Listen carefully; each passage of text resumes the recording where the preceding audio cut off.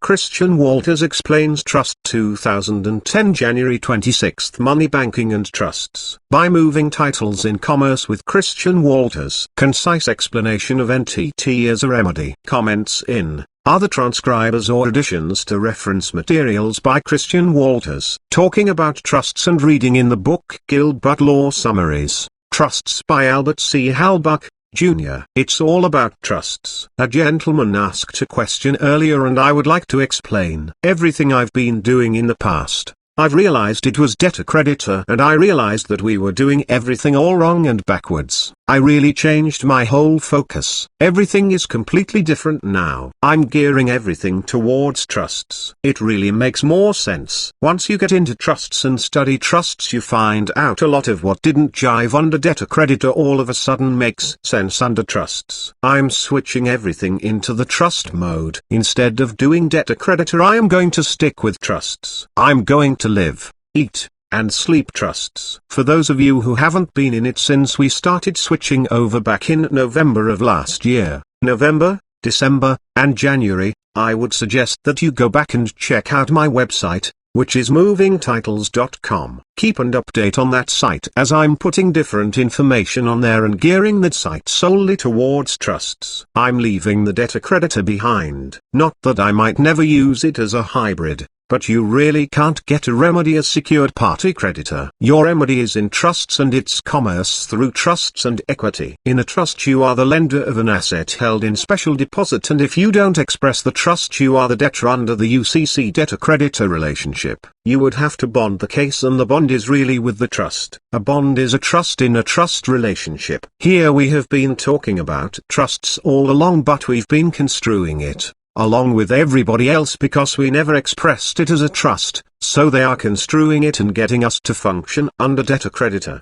under UCC, accept for value, return for value, AFV/RFV, and everything like that. We have things in trust that are similar to those, although I wouldn't call them accept for value. It's all really explained in Gilbert Law Summaries. Trusts as a basic primer for statutory trusts, which is really the black. The trust that we really are talking about is the white trust, which is opposite the black. But if I teach what the black is, you'll know the white by sight. To give an example, the AFV/RFV under debtor-creditor, which in my opinion and the evidence I've discovered, which is not exactly strictly opinion but based on the evidence I've discovered, what we were doing by AFV/RFV was creating a lien, which was under UCC, which was a negotiable instrument, and anything under negotiable instrument law is debtor-creditor, and you are creating a debt. A debt is what we are using as money in the system today, and it is functioning as credit. Credit is what we use as money. These liens that we are creating, that we were putting our unqualified signature to, which is the rule of the signature that I go by in expressing the trust, but since we are not expressing it as a trust, we are creating a lien. So what we are doing is just making a bigger debt to pay another debt. We got double debt upon debt. They love us for that because we are creating more money for them to utilize. Here all along we thought we were getting some kind of set-off, and we weren't even touching the set-off on the private side. We weren't doing a discharge on the public side. We were just adding to the debt, the public debt. It is my conclusion that we no longer any AFV/RFV because there is a better route, and that route is 180 degrees the other direction. I think that is what they were using to lead us down the path by giving us a few bones here and there of successes, because I don't know anyone at all who can claim a 100% success rate on any methodology that they use out there, no matter from A to Z, whether it was litigation, redemption, OID methodology. Everybody has a success rate of about the same. That made me wonder why. Why is it that it looks like you could throw a garbage can lid in there and get a remedy to some degree, when somebody could take somebody's success and duplicate it exactly the same way and they don't get a success? That made me wonder why. Then with this trust stuff I was studying all along, the more I studied trust, my eyes got opened up to the fact that hey, it's been trusts all along. All of us has been talking about trusts, but we have been talking about trusts only in a protection method for protecting assets. That was just a device for protecting assets of the debtor from the creditor attacking him. We want to put it into trusts, treating trusts not as a defense move, but solely as an offensive move. I've been finding out that's what they have been coming at us with all along. It just looked like debtor-creditor because debtor-creditor and trust relationships are so closely related they look similar on the surface. When you dig down in you will find out they are a little bit different. When you find out trusts are operating in a totally different world, in equity, and here we thought it was admiralty all along, which is nothing more than debtor-creditor. They were taking you into admiralty to force you into breach of contract. But really there can't be any contract because there is no money. You can't give a value for consideration. Under trusts you don't have to give a value of anything. It's a thing. Whatever the thing is, the res, that is what is put into the trust. That's the principal. That is the property. That alone should tell us something. The fact that most of us were getting the debtor-creditor relationship is so closely related to the trust that you have to dig down into a little bit. Plus, it operates solely in equity and that is where the trust power is. That was like the admiralty coming at you under debtor-creditor,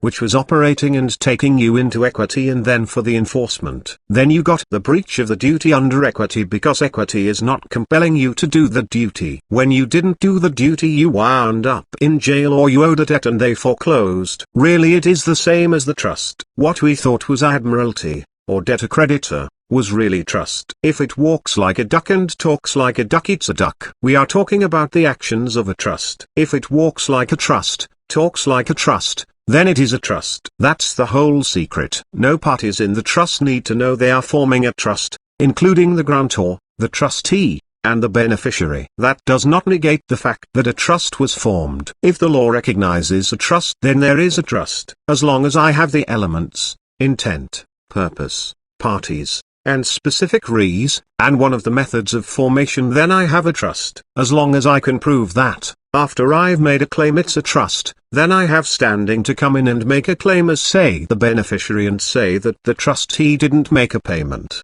or disbursement. Then the burden of proof, after I get a prima facie case against the trustee, a court of equity assumes that the trustee is guilty. Prima facie, adjective, sufficient to establish a fact or raise a presumption unless disproved or rebutted. Cite as, Black's Law Dictionary 1228, 8th ed.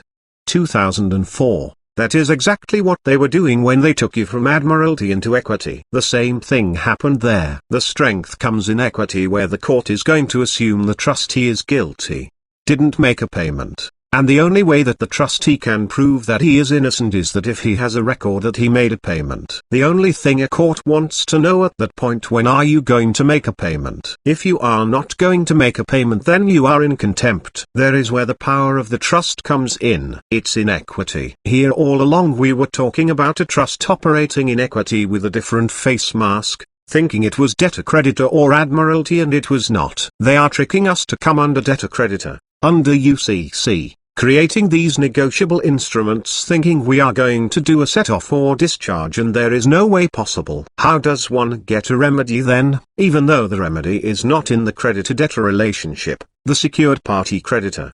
The remedy is in trust, commerce through trust. It's not knowing who you are as a secured party creditor. It has nothing to do with that. That is going in the opposite direction. Knowing who you are as grantor is the important part. If you are the grantor of the trust, and say the beneficiary in one case, or maybe the grantor and the trustee, then you've got different powers through the parties, whichever way you want to play it. The key is whoever is the signer on the instrument, that was the grantor of the whole thing to begin with. That is where it all began. If you didn't express it to be a trust from the beginning, here it was a trust because there is no money, and everything has to be a trust. When you go to the grocery store to buy groceries you think you are paying for something with Federal Reserve notes, and that is just your purchase. You aren't purchasing anything. You are forming a trust. The same way at the gas station when you buy gasoline for your car. You aren't buying gas. You are forming a trust. Everything today has to be a trust. We are forming hundreds of trusts a day probably in some cases. Are we treating them as trusts? Did we realize they were trusts? I don't think so. Now, if they give me an offer that comes in the mail in an electric bill I'm going to treat it as a trust. It's an offer for a debtor-creditor relationship only if you don't know that it is a trust. I'm going to express it as being a trust by forming the four elements necessary. I am going to have intent, purpose, parties, and specific res. I'm going to turn that offer into the specific res. I'm going to return it to them as the special deposit under trusts. If you look under Black's 4th edition revised, it says under the definition of trust deposit. Trust deposit. A trust deposit is for the purpose of the depositor to make a payment for an obligation or a debt, or some other purpose. Whatever the grantor wants to do he really can do, as long as it's for a lawful means. I could use that deposit to pay a debt or an obligation. I could give the specific order to do conversion and convert the assets to say money, whatever their money is, and take care of the debt. The remedy is really not in debtor-creditor, it is under trusts. We are really moving titles in trusts functioning as commerce. My bond is my word and my word is really my bond, and really we are talking about a trust, a pledge, a duty, an obligation for a party called the trustee to do whatever the will or the purpose of the grantor for the benefit of another party. The third party could be another party, or it could even be the beneficiary or the grantor himself. So, what I liken to debtor-creditor under AFV/RFV is really in Gilbert Law Summaries, Trust on page 127 under A. There in section 441 it is talking about the alienability of beneficiary's interest. We also want to see section 98 on page 27 for a tie-in. 1. Right to transfer. In general, section 441, beneficial interests in a trust are freely alienable. That is a lien, by the beneficiaries, unless there is a valid provision to the contrary in the trust instrument. Thus, a beneficiary can assign, pledge, or encumber her interest, or even transfer it in trust for another. Also, if the interest is not conditioned on the beneficiary's survival, it will pass by will or by intestate succession. A. Rationale: the beneficiaries are equitable owners of the trust estate. Their interests, title, are property, and each therefore has power to transfer and convey her interest in the trust to the same extent that she could transfer her other property. B. Transferee's right, section 442, here is what is likened to FV/RFV, but is not actually that. A beneficiary can assign only such interest in the trust as she has. The transfer is not a transfer of the trust trees itself, but only of an equitable interest, beneficial title, therein. Whatever conditions or limitations, a lien, attached to the beneficiary's interest prior to the assignment apply against the assignee. 1520 That becomes the hot potato. Whoever I give it to or assign it to now has the hot potato. That would be the person I would return it to. Once it's attached to the beneficiary's interest I flip it. Flip the hot potato to the new assignee and that hot potato transfers with it. There is your AFV. That is how we would treat something similar under trust, but it is likened to a debtor-creditor. It comes into being able to make the claim that there is a trust. What if the judge says, I don't see a trust here? You have to prove a trust. That was the Mack truck door opening for you to drive that truck through when the judge says that. That is an opportunity to prove the case, that there is a trust. How am I going to prove that there is a trust? Intent and purposes by the grantor. That is pretty simple. The parties is also simple. There are only three parties to the trust: grantor, trustee, and beneficiary. Since I am the grantor making this out, signing everything, granting everything by my signature, all I have to do is define who the beneficiary is and who the trustee is. Then the specific res would be the actual offer itself, or the case itself, what I would turn into the trust trees by claiming by using the moving titles platform. If there was not a title I would have to create a title first, claim that title, then merge that and move that title if necessary if I wanted to terminate the case. Or, I could come in and compel the trustee to do the duty for the disbursement if he didn't do it. There are two options there I have. The third step is to collect on the disbursement, after I expressed and proved the trust in the first step. Step 2 would be creating, claiming, moving, and merging the titles. Then step 3 would be collecting on the disbursement. Whichever way I do number 2 I'm going to end up with the same thing in number 3, collection on the disbursement. I've got the specific trust res as property. I'm putting it into special deposit. Once I put it into special deposit for the purpose of whatever I wanted to use it for the beneficiary. If I am the beneficiary and the grantor, then the trustee has to do the duty to say pay the obligation, which is nothing more than the same scenario on a mortgage. Everything is really operating the same way. Once we get the model down, we can put the model up and apply it to anything at all, any kind of offer that comes into the mail, whether it be an indictment, a charge for a bill, or whatever you want to call it. 1900 hours proving that trust. I am going to have to be able to create records that are evidence that are not objected to in court. I have to know a little bit about evidence rules, and one of the things we use is a notary, because a notary's record is self-authenticating and is outside the hearsay objection to hearsay rule. That is why we use a notary on everything. A notary is going to certify it, and that notary record actually becomes the evidence I need to prove the trust, because a trust forms upon the present transfer of the trust property, the offer. Whatever the trust property is, the specific trust trees, when I form a record of a transfer, which is one of the methods of formation of a trust. When I have two records to substantiate the transfer, then I've created a trust. There are four methods of creation of a trust. 1. Declaration by words or conduct. 2. Transfer, which is under UCC 3200S, which is negotiation. A. Endorsement, which is a signature. Anytime somebody signs, that is an endorsement. B. Delivery. C. Assignment, that is what we are going to do on a UK3 after we claim it on a UK1. D.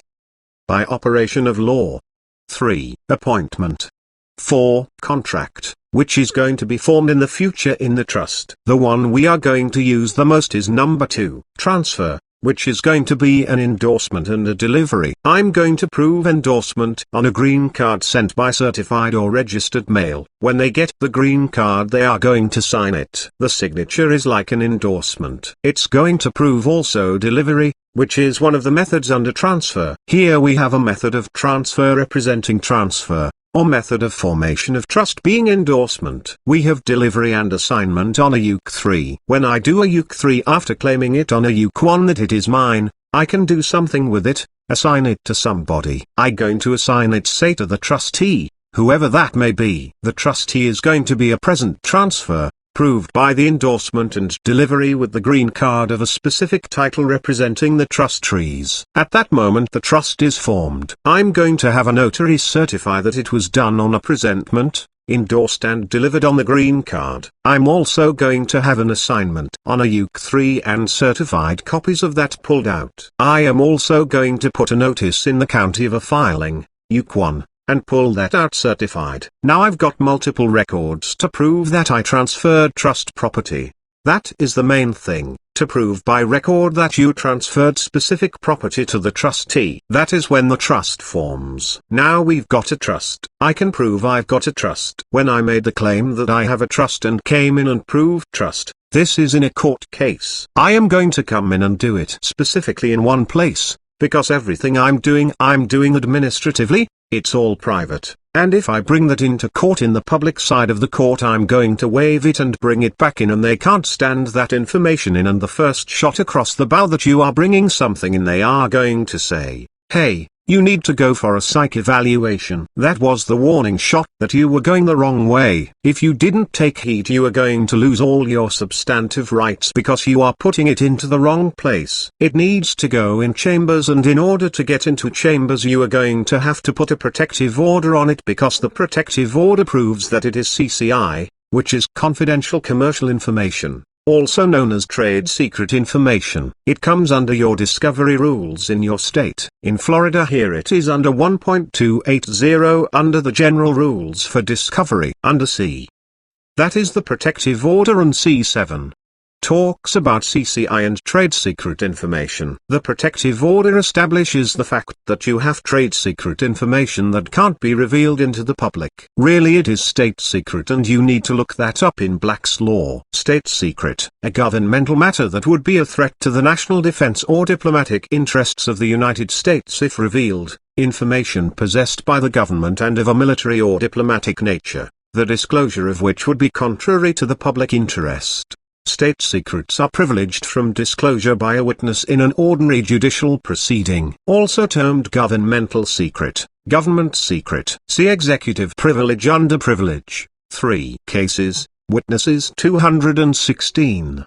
CJS. Witnesses sections 361-364. Diplomatic, N. See Diplomatics. Diplomatics, the science of deciphering and authenticating ancient writings. The principles were largely developed by the Benedictine Dom Mabillon in his 1681 work entitled De Re Diplomatica, also termed diplomatic, N. Cite as, Black's Law Dictionary 1446, 8th ed. 2004. You are foreign to the United States jurisdiction. They are foreign to you, so everything that you do in intercourse with them is considered to be diplomatic relations. It would be contrary to the public interest. They don't want the public to know about this stuff and that they can do it. It's state secret information. You can't bring this stuff in on the public side of the court. That is why they shoot the gun at you and say, hey, you need to go for a psych evaluation. It's a warning, you have to bring it into chambers, so once we have a protective order established on it, now it is established to be trade secret information, CCI, and that gives you the reason for the in-camera hearing. If they don't grant you the in-camera hearing, they are not allowing you to bring your evidence in to prove your case. What is that in violation of? That is in violation of due process. You mean to tell me we don't have any due process in this country left? I believe that we have at least some kind of substantive rights left that are functioning in the public. We don't have a total dictatorship, do we? If they deny me due process on an appeal, that is an automatic win. That is how we get information into the court. That information we put into the court is the proving and claiming of the trust. Once I get it in there, I can give instructions to do the set-off and discharges and bring the accounts to closure and settlement. It all starts at the rule of the signatures, at the formation of the relationship of a trust, and that is where we need to be gearing our minds into. Where was the signature put on the first time? A lot of people are having trouble with that because they are not coming back down to where this signature on a particular case was first used. That is where the trust was formed. If you didn't express it at that time, even if it was 5 years or 10 years down the road, you can still go back and re-express it and change it around to a trust. All these sub-trusts we are creating are really trying to gain access to the CEST-UK trust, which is the Social Security strawman account. When we fall into dishonor in a case in a debtor-creditor relationship, they have the ability to access the account for the funds that are floating around for the face value of the complaint, along with all the bonds that are attached in the background, the bid bond, the performance bond, and the payment bond, which is really what they are after. Those are the big ticket figures. That is what is really paying all the fictions, because the case value itself probably doesn't pay the electric bill on the courthouse. The bonds in the background is what they are after. 28 hours 25 minutes when I claim the trust as being the case. The trust trees, and all proceeds therefrom, and therefore everything in one fell swoop is generated and tied to that case are mine. They go into special deposit also.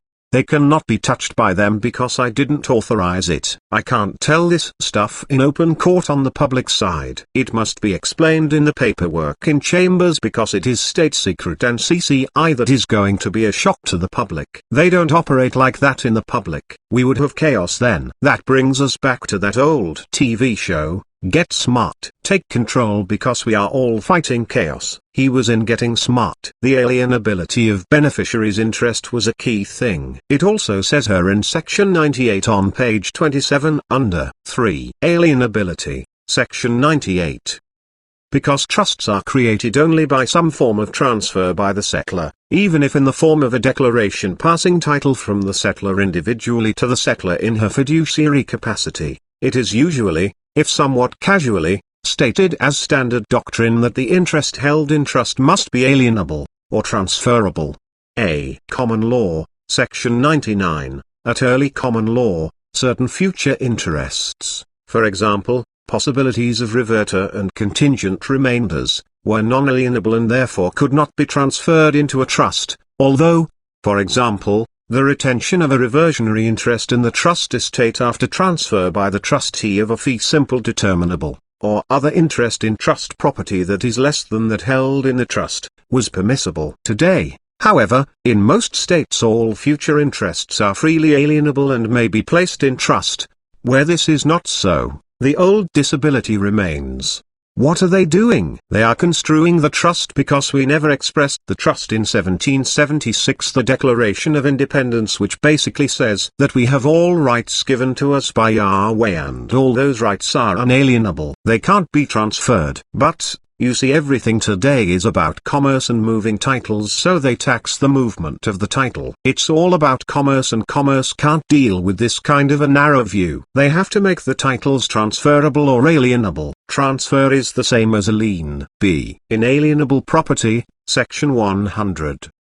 Certain other types of property are not alienable, and hence cannot be transferred into a trust. For example, certain tort causes of action in some states, or the interest of a beneficiary of a spendthrift trust. The Declaration of Independence is nothing more than a spendthrift trust. See infra, sections 460-489.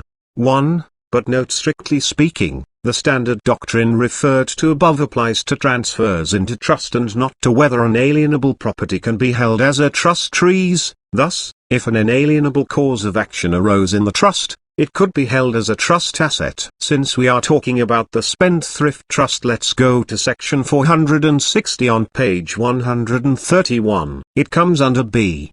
Restraints on alienation. 2. Spendthrift trusts, section 460. A spendthrift trust is one in which, by stature, see supra, section 443, or more often by virtue of the terms of the trust. Remember, the terms of the trust is the Declaration of Independence. The beneficiary is unable voluntarily or involuntarily to transfer his interest in the trust. In other words, he cannot sell or give away his right to future income or capital, and his creditors are unable to collect or attach such rights. This type of trust is usually created to provide an interest for the beneficiary that will be secure against his own improvidence. So, even if you made a mistake and got into trouble, you still couldn't transfer your rights under the Declaration of Independence. That is the estoppel that stops everybody from transferring and coming at you. Is that what is happening today? Aren't they lending up your property? Then that must not be so.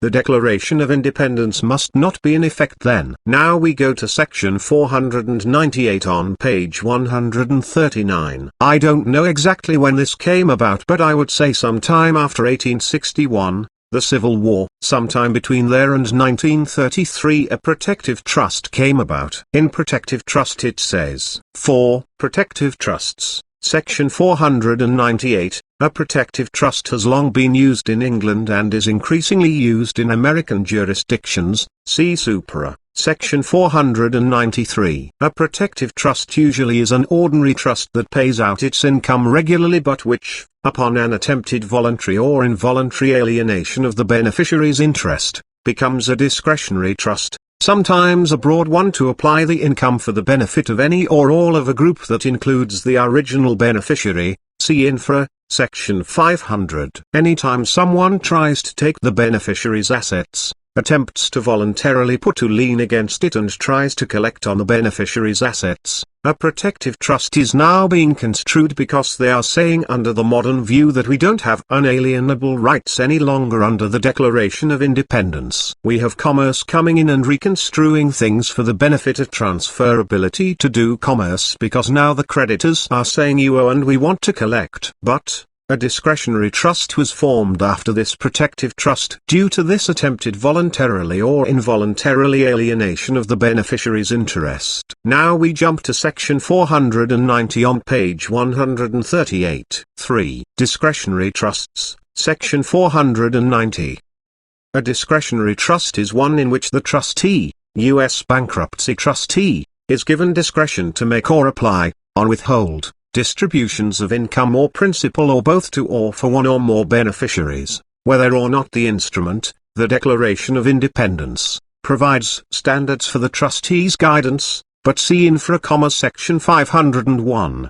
So, they are allowed to withhold. That explains why all along we are not any successful at getting our remedy under whatever method you use. It is per the discretion of the trustee. He has discretion to decide whether or not to do the set-off or the discharge solely for his own discretion. If he looks at it and says, If I disperse the funds to the beneficiary as soon as I do, the creditors are going to jump all over his assets. I can't do that because that would be in violation of the trust. All these assets were put into trust, say in 1933, to protect them from the creditors. The creditors were trying to seize the assets. In 1933, that is about when the discretionary trust came in. They voluntarily gave all the assets into this discretionary trust for protection. They really weren't enforcing the Declaration of Independence, where all titles, rights, and interest were held in trust and were unalienable. It was designed to keep the beneficiaries from their own improvidence. So what is happening since then is by prescription. Prescription,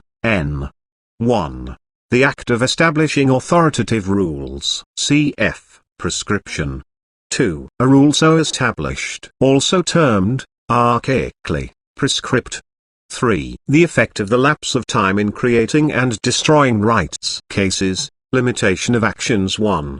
CJS. Limitations of actions sections 2, 4, 4. The extinction of a title or right by failure to claim or exercise it over a long period, also termed negative prescription, extinctive prescription.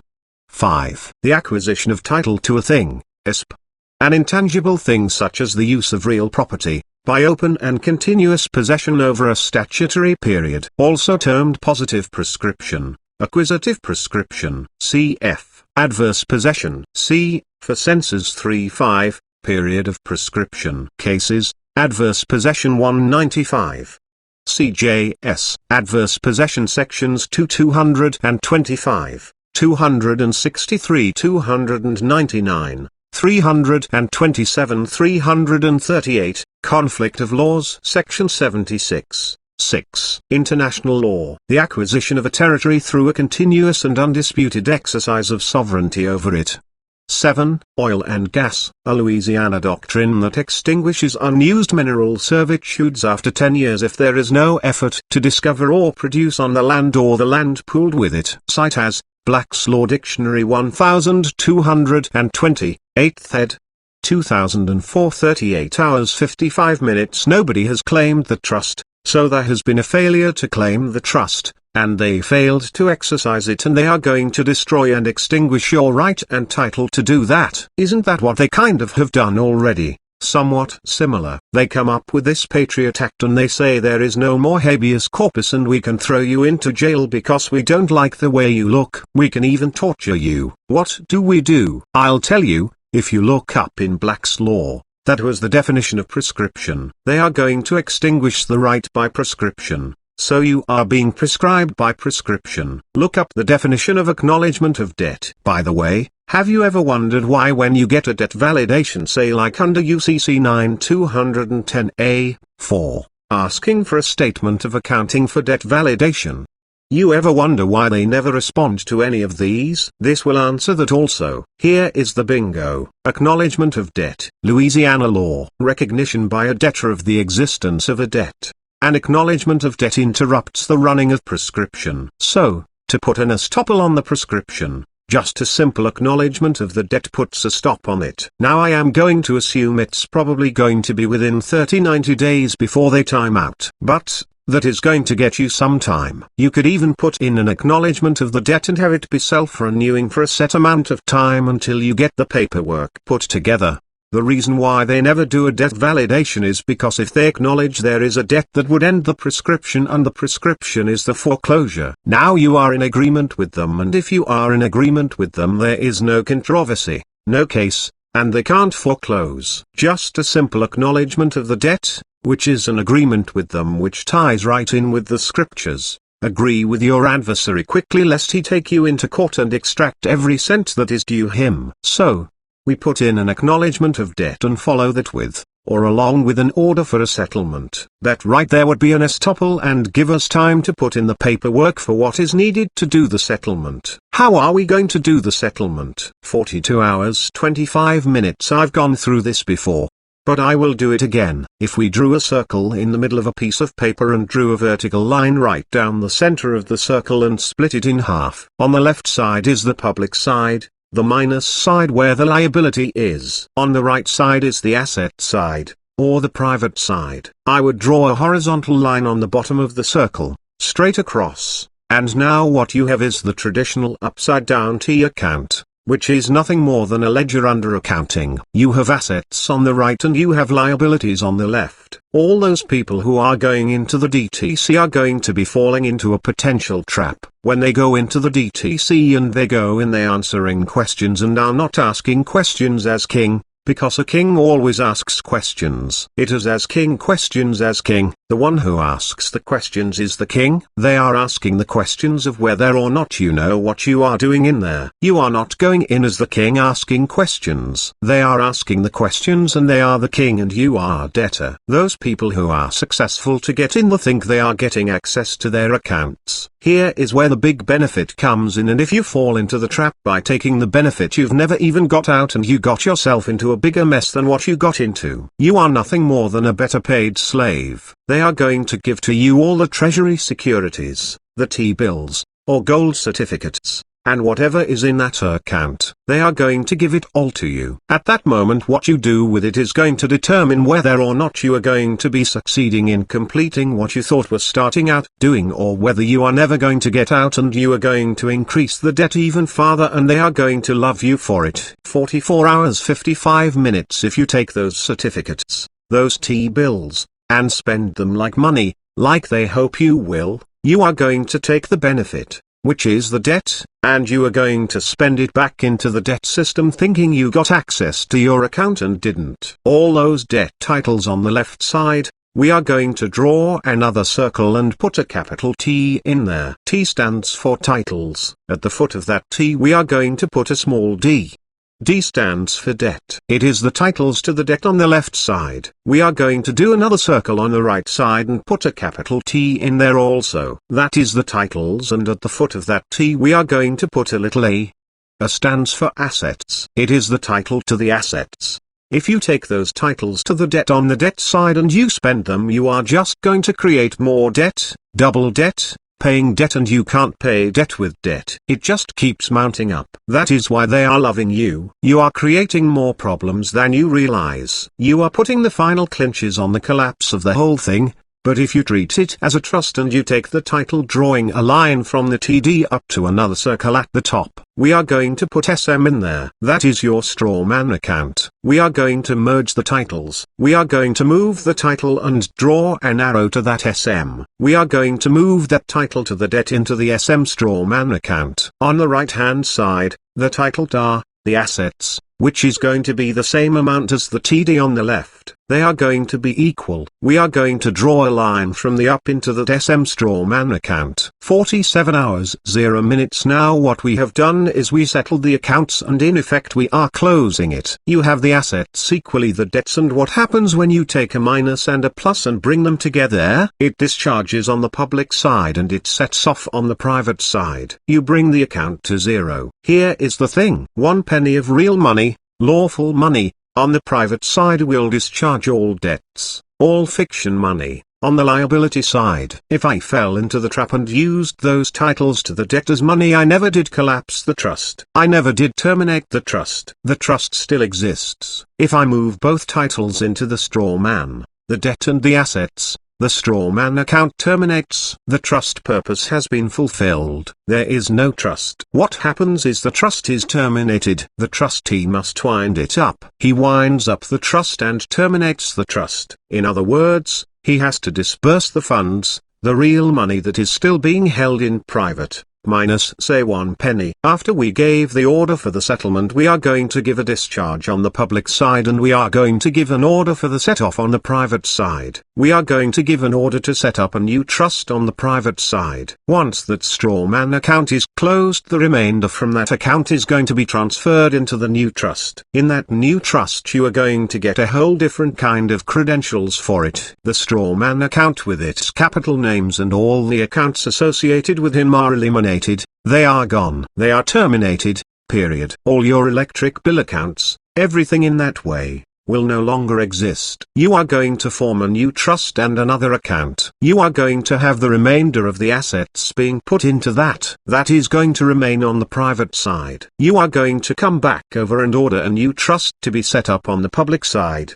For example, an LLC. You are going to order the Treasury to do the trade or whatever they are going to do to generate the interest held on the property or the assets held in the private and deposit that interest into that LLC on the public side. We will live forever on the interest generated from that as long as you just use that interest to purchase goods and services consumed by the real man held in private. As long as you don't conduct a business with that new LLC, you won't be commingling your funds again. You won't be creating any new debt. In effect, you have taken care of the war debt, taken care of all past debts, all present debts, and then all future debts that may be in the future. You've discharged them on the public side and set them off on the private side. The remainder was transferred into this new account on the private side, which is generating interest on a new LLC on the public side, and that interest is placed into that. You will write checks like that and nobody will be the wiser. It is not taxable because it is foreign source. 51 hours 0 minutes you will be given the credentials to identify this new trust entity and you will become whoever. You will be able to travel like you were before,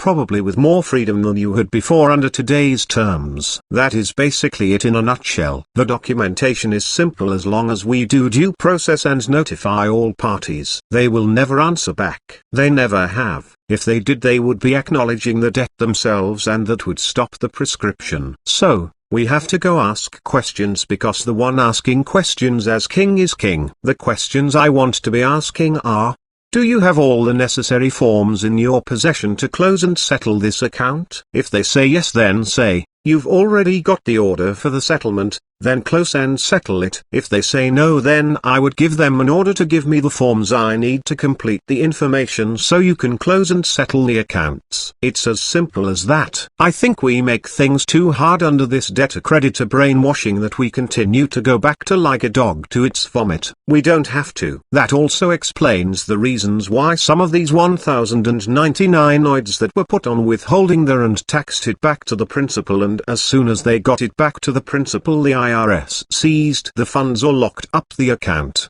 The IRS accountants could give the disbursement to the beneficiaries, who were debtors. As soon as the assets were transferred to them, the creditors would jump all on them. What they had to do is seize the assets and apply it to the debt. That is why you didn't get any funds until we pay the past war debt, all the present debt, and the future debts that may be out there, and do the discharge on the public side and set off on the private side and terminate that account. With that, why don't we open it up with some questions? 55 hours 15 minutes CW. With this explanation based on trusts, it makes things a whole lot clearer. Bill, you said using UCC is not debtor-creditor instrument, but you are still using the UC 1 and 3. CW, if you will notice on the UCC forms it says non-UCC filing. If you select that block, it is no longer UCC filing. Bill, on the UCC 1 and 3 we keep on the private side and we acknowledge it by using the registered mail ID number. CW, right. What I am doing is everything I'm using, I'm specifying that it is non-negotiable. As being non-negotiable, that is being strictly private. Anytime I've got a negotiable instrument, what I've done is put myself back under debtor-creditor. That's all we've been doing with all these bonds, set off and discharge bonds, is operating under debtor-creditor. Money orders, promissory notes, all that stuff. We were just creating bigger debt. Bill, so what I've gathered on the bill, I can just be the grantor and transfer that to a trust and name a particular trustee for my benefit. Is that what you are saying? CW, yes, right, under a special deposit, which is also known as a trust deposit. Bill, how does that work? A trust deposit. CW, if you look up in Black's Law 5th Revised, it says the trust deposit is where money or property is deposited, to be kept intact and not commingled with other funds of the property of a bank, and is to be returned in kind to the depositor, or devoted to a particular purpose, or requirement of the depositor, or payment of a particular debt or obligations of the depositor. Also called special deposit. Special deposit. A bank deposit that is made for a specific purpose, that is kept separately, and that is to be returned to the depositor. The bank serves as a bailee or trustee for a special deposit, also termed specific deposit. Cases, Banks and Banking 153. CJS. Banks and Banking sections 283, 287, 290, cite as, Black's Law Dictionary 471, 8th ed. 2004. Bill, so it is just a matter of specifying the purpose for the deposit of the Res. CW yes, and I believe under the restatement of the second law and trusts it is section 345 where it talks about conversion. I can convert trust property into say cash or credit and then order it be applied to the debt, or the obligation, or the purpose of the grantor. Bill, then the trustee has to do that? CW yes, or else he is in breach of trust.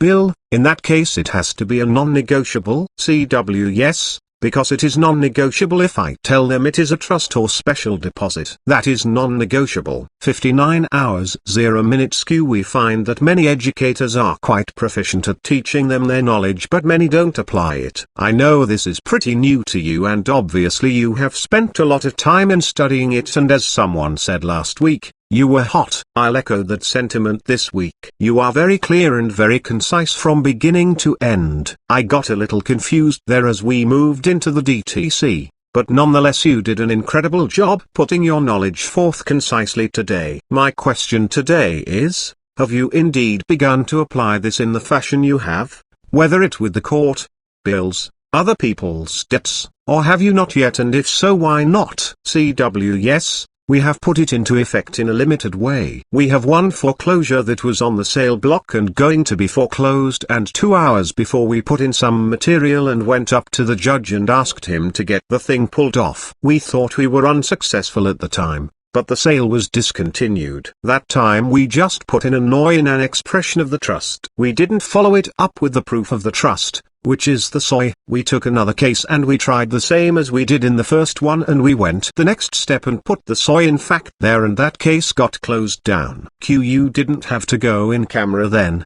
you were able to deal with it right there. CW no, we didn't get in camera with it. You basically blew them out of the water without even needed to go private. CW right. Q so, just 2 foreclosure cases to your knowledge so far? CW so far. Yeah, we've got some others that are trying different things. I know they are trying it on themselves based on what we've been talking about. I'm not totally aware of what they are doing and some of the successes on that yet. This technology is totally new. This is getting in on the ground floor and we are just now starting to ride the wave. You've probably had some great number of months that you have been on these phones calls. I've only been with you 4 or 5 times over the past 6 weeks. I think you've done this for 8 or 10 months, haven't you? CW no, I've had the money banking and trusts show for almost going on 2 years now. The NTT just came in November, so you are real fresh in your knowledge. CW yeah,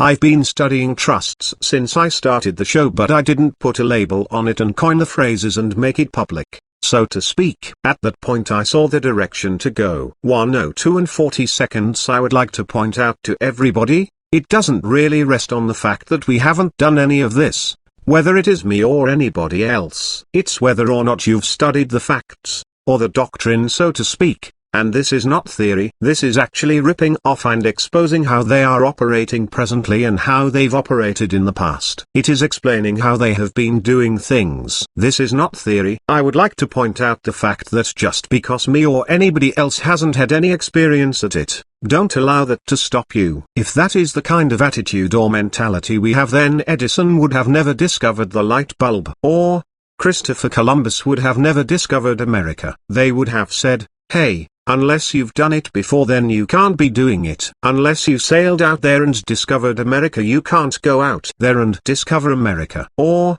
just because we didn't discover the light bulb we can't discover the light bulb. That kind of thinking is not quite right. It depends upon whether or not you believe on what we are talking about. That makes it willing for you to step out by the belief, or the faith, based on sound judgment, based on facts, not just on conjecture, but based on material facts to support you doing what you honestly believe in. I can see from studying trusts that it makes a whole lot more sense coming at it from the point of view of trusts than under the debtor-creditor stuff that we have done in the past. Really. The trust thing puts an explanation on why we haven't been successful. I really think that once we get this down and understanding the basics and its application and mimicking what they've already been doing and are presently doing, we will have a greater success. We should be able to get up to 100%. 104 and 45 seconds. In fact, I can see where we won't even have to go into court. The only way I'm going to go into court is if they drag me in there. I'm going to call a Treasury directive hearing under the IRS Treasury Directive 2506, and under that use U.S. Attorney's Manual 64.010. That basically says that individual master file, IMF, in the IRS, all other agencies has got to comport to that.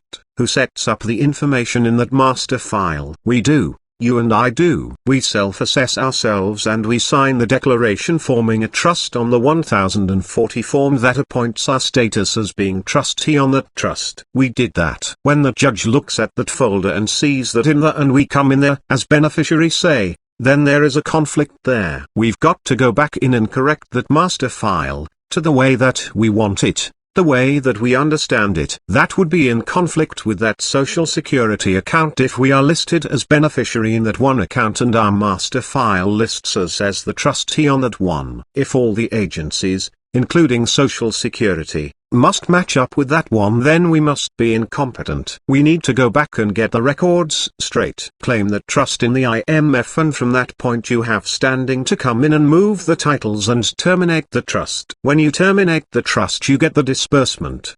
The paperwork is not that hard. I think trusts is a whole lot simpler. Now I need not to dance to their tune on their stage, using their tools, and expect to any results better than they are going to give me. 106 and 50 seconds. Eric, I've been listening to you a lot and doing lots of research to come up with some more questions. One of the things you said recently is to use non-precatory language. Non-precatory language is order, command, and direct. You were talking recently about when we send out a notice and demand.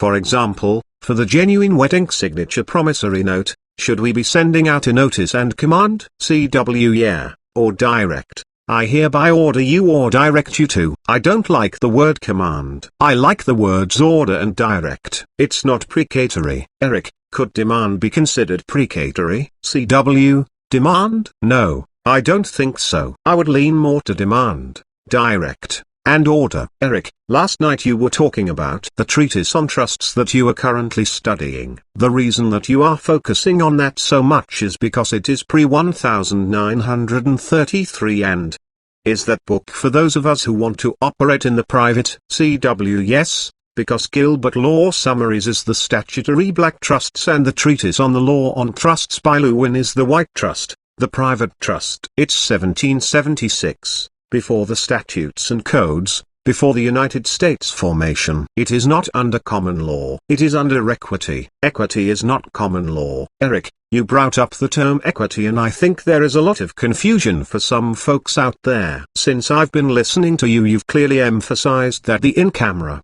in chambers, is the equity area, the man, the fair conscience venue that we want to be in. But then even when we are standing in the public open courtroom, there is an equity component to that as well that has been merged with the Admiralty. If you could help us understand the difference of those two equities that we are dealing with, that would be great. CW, the pre-1933 equity that we are talking about is solely gained in chambers. But post-1933 equity has really been morphed into nothing more than statutes and codes because they redefined it. That is in the public. On the public side of the court, they have hidden the real equity in chambers and they have given you something that is supposed to be equity, but it is nothing more than statutes and codes, and they are the bond of obligation, or statutory trust. Eric, that is what makes the people that are using the Tim Turner stuff so scared to get into the equity court, because it is really just a bond of obligation. CW, right. If I want to talk about 1776 equity like the Declaration of Independence, where I have unalienable rights of the substantive man that is in chambers, in private. 110 and 54 seconds. Eric, we're in that public courtroom. I've been there before on an event. They really talk like you are not even in the room. Is that because there is no conscience there and it is just a move forward for the corporates to gain their profits? Is that really their agenda and nothing more? CW It's all form, process, and procedure on that side. The real man can't show up because he is not the fiction. It seems the only thing they realize is not incompetent as one of their attorneys. Eric, once we get into chamber, because your technology is so cutting edge and new and seemingly so grounded in so much doctrine and history. CW It's not doctrine and history. I'm just revealing it how they have been doing it all along up to the present. It's so much doctrine. I'm actually showing the practical application of it. That is not doctrine. Eric, forgive me for using the wrong term. Also within the conviction of the people listening to you, one of the challenges we might face, even once people that are studying and listening diligently and following you diligently to be able to be effective for remedy,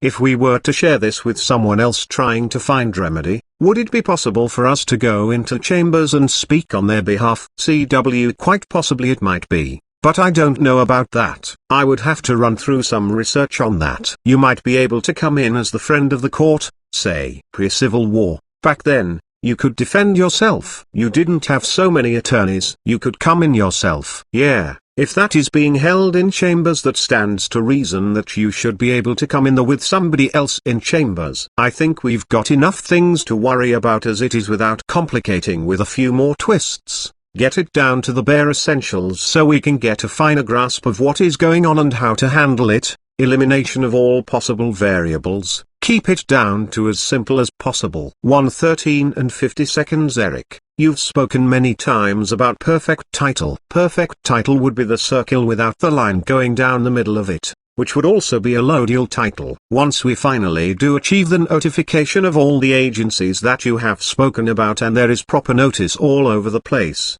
and the IMF file is finally where we want it to be, at that point would it be possible to obtain a allodial title on real estate? CWA I believe so, yeah, it is to be. That is when America, the common law, the republic, comes back for at least that individual or as a group that does it, or all depending if we all do it, or pay it for all. Let's put it that way. Eric, with that 1 penny of real money you were talking about, for example. CW Yeah, Eric, one of the things I was reading about was about the merger of titles and how it says that the interests have to be exactly the same. One of the things that brought up, if you don't mind I'll read the text from Gilbert Law Summaries.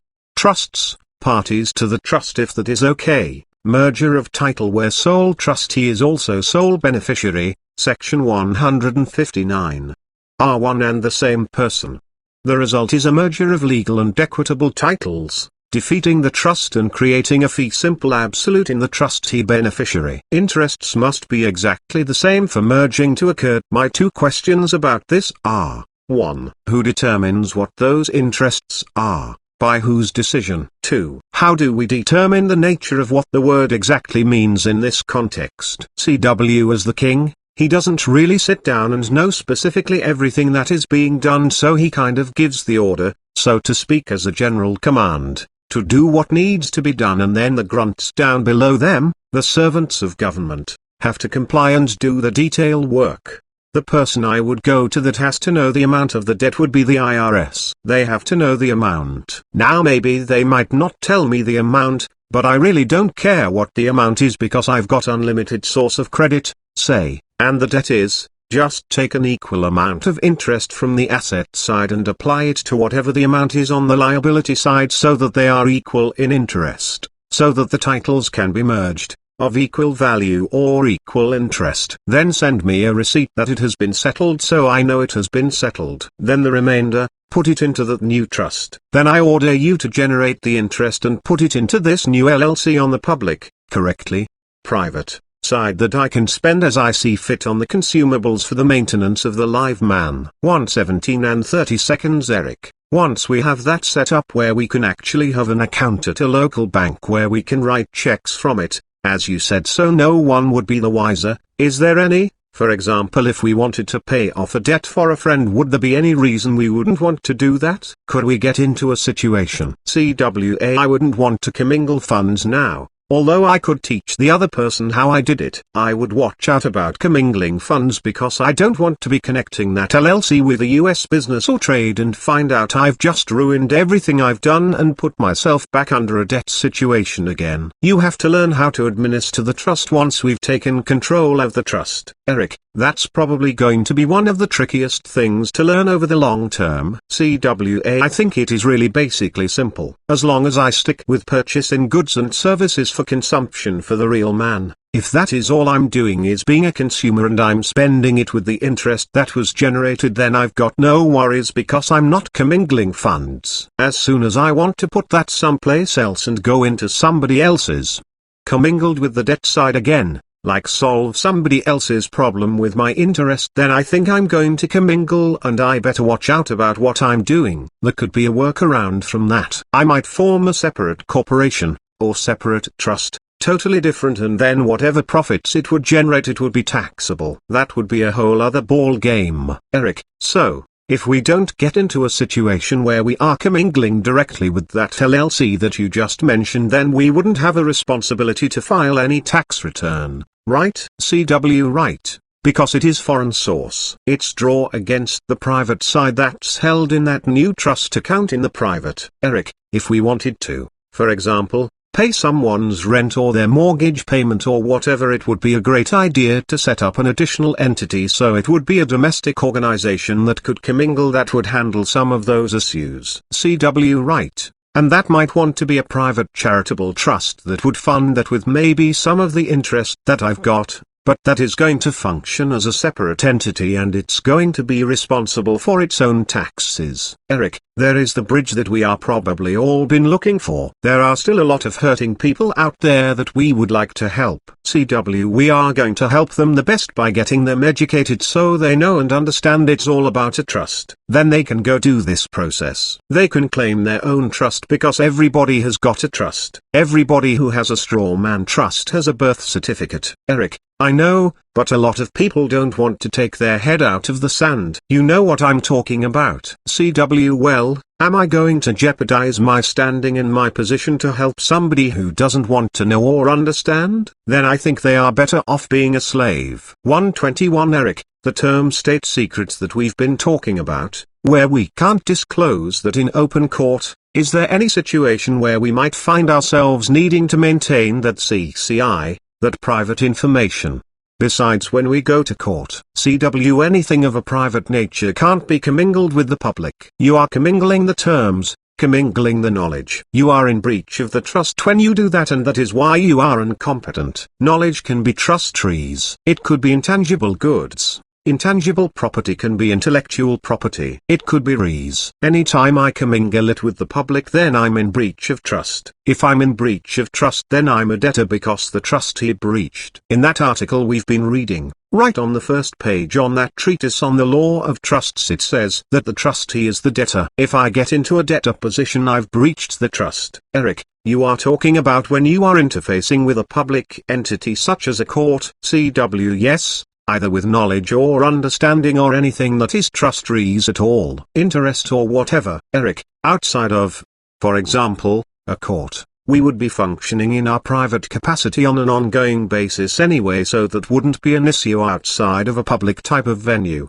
correct? CW, well, yeah, but, am I talking to one of the strawman entities, so to speak? Or am I talking to the private man outside some place? I don't know. It's kind of one of those touchy lines, a fine line of what is public and private. Eric, you know what I'm trying to sort out is how to keep a secret when it's appropriate to keep a secret. CW, private contract. Put in a special deposit. Treat it as a trust. Remember I said every time you approach somebody, think about the relationship you are forming. Are you forming a debtor-creditor relationship, or are you forming a trust? I can form a trust on intellectual property, just on general conversation or knowledge, giving it to you. Do you know right now we are forming a trust? Eric, we are. CWA, I'm trusting what I'm giving to you. You are going to hold in the private, and if you don't, you are going to commingle and you are going to be in breach of my trust. Eric, isn't the potential fee $100 million? CW, under a commercial venue, yes. Eric, I think that is what you put out there. 124 and 15 seconds. Eric, One of the things in the method of trust creation that I'm trying to wrap my head around and see if it is even possible is contracted. Because if there is no lawful money, can we even enter into a trust by contract? Because there is no legal money, there is only legal tender. CW right. That is why I say all contracts are really colorable contracts, which are just trapping and hiding a trust at its core. We can't have a contract today. It's got to be a trust. Even if we think we are forming a contract, what we are really forming is a trust. Although we never expressed it as a trust, and it allows them to construe it, and they are going to construe under debtor-creditor, under UCC. That is how they are going to foreclose on you. Eric, I have several on the call with me that I brought into the call. I don't know if they have something they want to talk about. I'll remain unmated if anybody wants to come on the call and talk to Christian, otherwise I'll mute out so the call will be clean. 1 to 253 Bill, we were talking about the trustee being a debtor, right? CW correct. Bill, that is why we are the trustee and we have to go to a court action. CW that is only once the beneficiary makes a claim. If he is a performing claimant to the indenture, he wouldn't be a debtor. If the indenture wasn't particularly worded, say, like the Declaration of Independence, there is no specific wording other than we have unalienable rights. But now they are construing that because nobody expressed it as being a trust. They are construing it the way they want to because nobody is saying anything. Nobody is standing up and saying, no, that is wrong. It's not that it is transferable. It says that it is not transferable, period. I think that is what the founding fathers had. They had enough of what the English has as charity and constraints against them, and they designed that specifically in there for that purpose. They said, unalienable rights, non-transferable, period. Now, let's operate on how they've construed this. Let's give them what they want, so I'm in agreement by acknowledging the debt to whatever they say I owe. Now the prescription has been stopped. There is an estoppel. I'm in agreement and there is no controversy. Now, later on, after everything has been closed and settled, let's go back to 1776 and correct this and go back to that. Bill, so the beneficiary has to indicate, either the grantor or beneficiary has to make a claim against the trustee, right? CW the grantor can't really make a claim unless he reserved some kind of rights or he is co-beneficiary. Only the beneficiary can make a claim. Bill, so, the beneficiary can say that I've been wronged by the trustee? CW yeah. Bill, so there needs to be a burden of proof for that? CW once you've made claim that there is a trust and proved that there is a trust, all you have to do is make a prima facie case, and a prima facie case is nothing more than an affidavit put into the court with a petition to claim that, hey, you breached the trust. The courts, under equity, will presume that the trustee is guilty because they are going to believe whatever the beneficiary says at that point. Bill, then that ties him to the issue of commercial debtor-creditor? CW no, don't construe it being back under debtor-creditor under trusts. No. Trust is different. Remember, the debtor-creditor that I was reading from, the trustee is the debtor, is out of the Treatise on Law of Trusts, which was from 1888. That was before debtor-creditor, UCC. And all of that stuff we had after 1933. We still had at that time lawful money. 1:29 and 54 seconds dim. What do you think of the idea?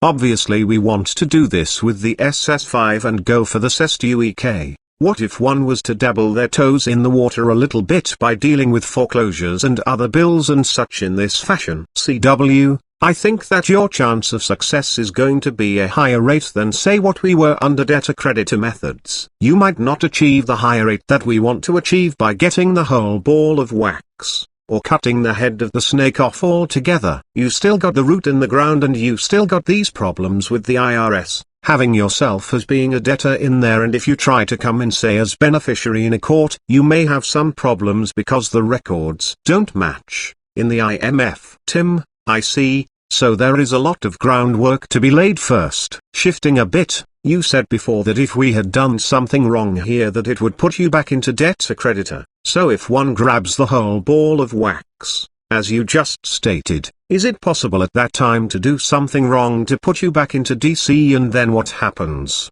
You have to go grab a new card and new trust. CW let's say you commingled after you got everything straightened around. I don't know what would happen. They may try to come back at you and take the whole thing back. I don't know. Tim, So you've got 10 social security cards to basically jump in there and start over again maybe? CW yeah, you may have to redo the whole process again. Really, the process is not the hard part.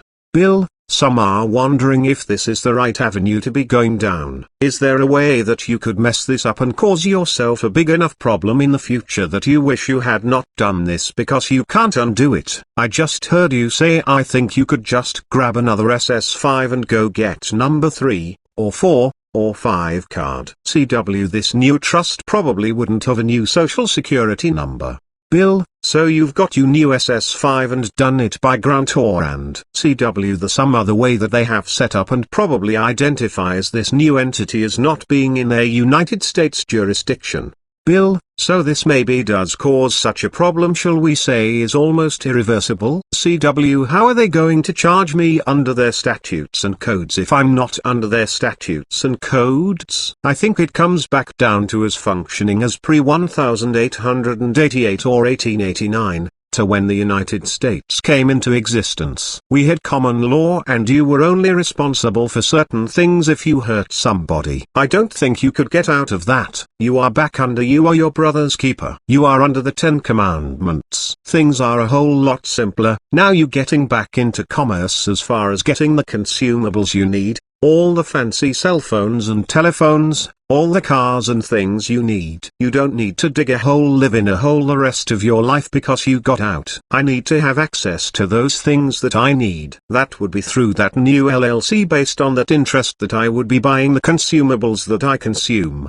Bill, you had an analogy tonight about Edison. You don't give up just because it didn't work. You just kept going. I'm seeing this as very big and I have to grasp this whole thing and get it right because if I mess it up I'm in trouble.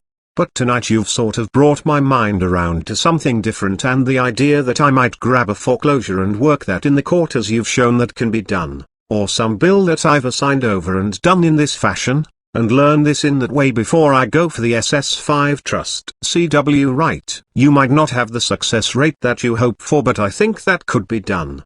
Bill, I'm learning. I'm figuring out this is not working and that is not working and I am learning this where before I was saying I didn't want to do anything before I really grasped this. CWA I think you can't do any better than everybody else. At least that I would say is probably is guaranteed. Whatever success rate everybody is I think you are going to have at least the same success rate. Bill, with the DC, CW with the trust until you claim and pull the root out. If anything, at least it's another tool to put in the toolbox. But if it is the sole thing that has been running this whole thing all along and here it was disguised as DC because it wasn't expressed as a trust to begin with and they construed it to be DC. Again, if it walks and talks like a duck, it is a duck. Do you see trusts? I do. How come with the DTC?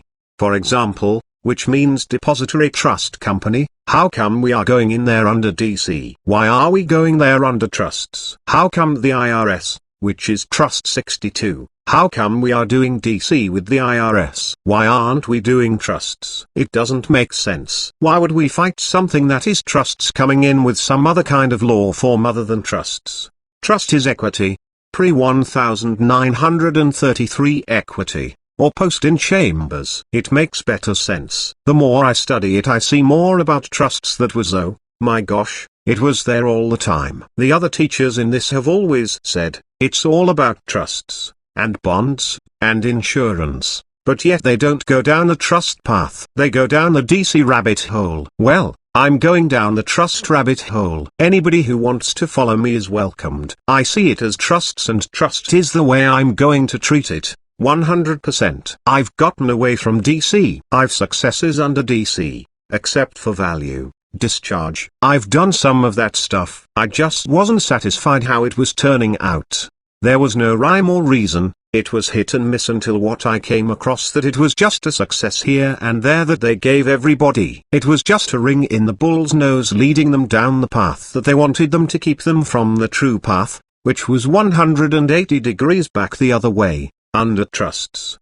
1:38 and 25 seconds dim. The fit people, They were doing some calls and pulled in some fellows that had been working in trusts. One guy may be 30 years setting up trusts for multimillionaires. Because of what these trust guys were hearing, I think they came on board and are probably working together to create a fit team larger than before. I wonder if you have experienced that sort of thing. Have you garnered the attention of people who have years of experience of working with trusts? Have they come to you and given you an attaboy and told you that you were onto something, and or have you had fellows like that come your way? CW no. None of these that have said they know everything about it and said, yeah, you are on the right path. I have had people say that though. I don't know whether or not they are operating in trusts. Tim, you are sort of in a different realm of the whole trust thing. CWA I think most people are using it as a defense to protect assets from the creditor getting at the debtor's assets. They are using a trust as a protective mechanism. That is not what I'm using trusts for at all. I'm using trusts as an offense. Tim,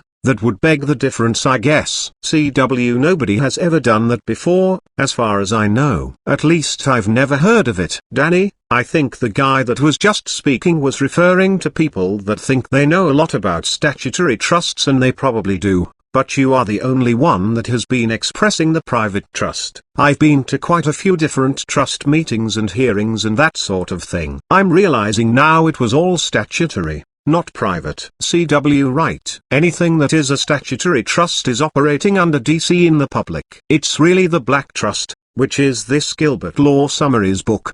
But I say that if I show you the black, then if you see white you'll know the white when you study it by sight. We are also studying the white under a practical treatise on the law of trusts by Lewin, downloadable here. http://www.archive.org/details/Q319240188161110 or http://books.google.com/books. Id equals OXQ agent PG equals PP9 and DQ equals A plus practical plus treatise plus on plus the plus law plus of plus trusts plus volume plus I and CD equals 1 hash V equals an page and Q equals and F equals false for volume I and http://books.google.com/books.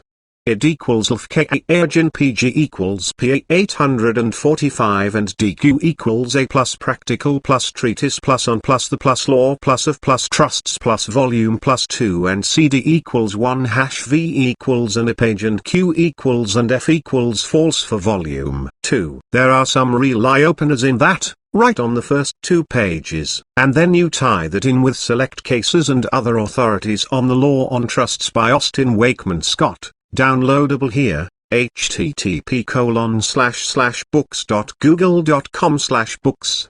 Id equals dia5 agent print sec equals front cover and DQ equals law plus of plus trusts plus Scott and LR equals and CD equals 3 hash V equals and a page and Q equals and F equals false. And you've got some case cites to support that. Right there is that trustee's manual anyway. You tie that in with Scott's on trusts and you've got some dynamite stuff. Tie those books together. That's the private trust. That's pre-statutory, pre-United States. This treatise on the law of trusts is 1888. This was the first American version and based on the 8th English edition from England. We are going to go back into the English version and go back to the 6th to get you back to say 1776 and see what that compares to in this 1888 version. Here is the confusing thing. They use all these old terminology like fofment, ommment, and fofita uses, sestuicata uses. What the heck are these people talking about? We don't use that. That was the trick. They are using the hypothecate and get us to pledge voluntarily our assets because they no longer just change the definition of known words that we are using, they've taken the definitions and switched the words. That made us go on a straight path and they made a 90-degree turn and took a parallel,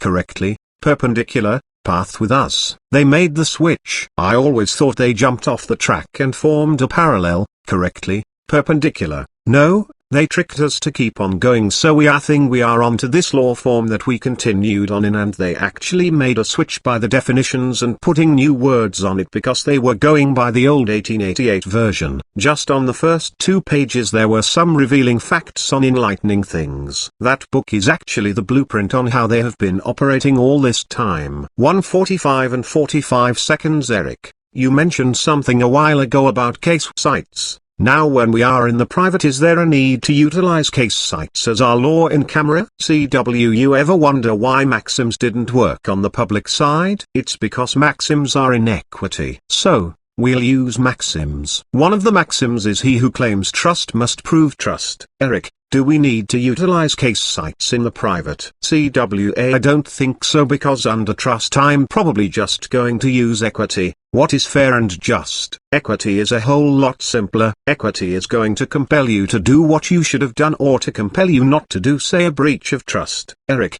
that really does make a lot of sense. Then we don't have to deal with all that case research. CW, right. The £900 gorilla is trusts and equity. Equity is the £900 gorilla. Eric, Gilbert being the statutory. When we are in the public court, if you were to be in a statutory trust, there still isn't any conscience, even though there is a statutory trust, a conscience where they are going to recognize you as the real man because they can't. CW, right. Eric, are you going to put together a list for people to study for the law on trusts and the treatise on trusts? CW, that treatise on trusts is so choked full of information, but yet you have to use your decoder ring, your Black's Law dictionary with you, the first version of Black's Law. The 1883 version. That's going to get you with the 1888 book and the terms they were using at that time. Have that with you. It is very slow going. You have to look up almost every word because even the words that you think you know, like in has a totally different meaning. It says here like, so the lord who was in bias cheat, a deciser, abettor, and intruder, were not amenable to the subpoena, for the first claimed by title paramount to the creation of the use, and the 3 last were seized of a tortious estate, and held adversely to the forfeiture uses. In the lord was in bias cheat, the word in means under or based on the law of, that is, to bring an action in contract. At that time we had valid contracts because we had lawful money. He was in by contract, and action in contract bias cheat. You have to be careful the words that you presume you understand. You almost have to look up the little words and see what they are talking about there. Eric, they sure didn't teach us that back there in first grade. CW, no, they didn't, and they probably didn't want you to even go near the. To me all that is FIFO, from feudal times, and that is what we are operating under today. Eric, the gentleman that wrote the Declaration of Independence, is that the brain that they are operating from, and why that is such a great document to utilize? Because it is really from that whole frame of private. CW, at one time it was public, but they put the whole public in trust, and now they have formed the private versus the public. Actually, when 1933 came around, your Republic American common law and everything got put into trust. It is still being held in trust, but you can still access it through the in-chambers because that is where the substantive rights of the real man still exists. Hardly anybody get in there. Once we merge the titles and terminate the trust, now the Republic comes back. Eric, could you talk about when we merge roles? For example, we are obviously always going to qualify our signature from now on with everything we sign as the grantor, and if we get into a situation where we decide to merge, can we be a grantor and a trustee, or can we only be a grantor and beneficiary, or the only time the trust terminates is when we merge all 3, or is there a fatal combination that terminates at a rust? CW, you said 3 things there and it's a yes to all 3 things. Yes, you can be grantor and trustee under a certain situation, or you can be grantor and beneficiary under certain situations. Yes, when you merge the title into one entity the trust terminates. Eric, what about trustee and beneficiary if there is one in the same party? Would that terminate it? CW, yes. Eric, so, if you had multiple beneficiaries, One of the beneficiaries could be trustee and beneficiary, or would you have to have multiple trustees and one beneficiary, or would that terminate the trust if one of the trustees was the beneficiary when you have multiple trustees? CW If you have multiple people, you have to take their rights and merge their rights. Are they holding everything equally, or are they holding a percentage? If they held equally, I think that any single one would be able to merge the title for the rest of them because they all hold equally. If they are all holding each a share, then they would all have to come together and merge. 153 Eric, I'm looking at the word alienability and then we have the word alien. I was trying to figure out where that might have originated from. Do you have any ideas on that? CW No, my guess is as good as yours on that one. Eric, there are so many people dealing with different situations, whether it be that they don't have any existing court cases, or CW they are really in the best position because they don't have anything pressing on them. They can take the time to study this and get this down so they know it like the back of their hand, and they don't have to be under the gun because they have to know it tomorrow. Eric, that would be like the first person who would want to use the Declaration of Independence to express and then do the SS5 as grantor. But what I was wondering is maybe if you could put together a chart from the people that have no issues to the people who have court cases, to maybe people who have mortgages and no foreclosures pending against them, to maybe everybody else who has an action in court as far as the way they may want to take action, just to get a chart of how we would to act based on where we are at. CW That is basically what I'm trying to do, put together a model that applies to whatever situation that you've got, because it is all a trust. Trust operates the same way. 155 and 25 seconds Eric, the reason I brought that up is sometimes people are talking about their mortgage notes and bringing up the SS5, and that's not the right thing to do, and maybe they have a court case and talking about the SS5 or no court case. CW Yeah, they are using it because they think they have to bring it back into that social security account. No, you don't really have to. You can treat the case solely as a trust. Eric, maybe you could put together a visual model so everybody can look at and say this is where I am and where I plug in to get an idea of where they are on the tree. CW They need to bring it back to the signature. Where was the signature on the existing trust formed? That's at the signing. Usually at the signing they get your signature by accommodation signature rights under DC because you fell silent or fell into a dishonor. Or, you are the holder of the instrument because you didn't do a return. A proper way of returning it. They get you under that DC thing and you are liable under that,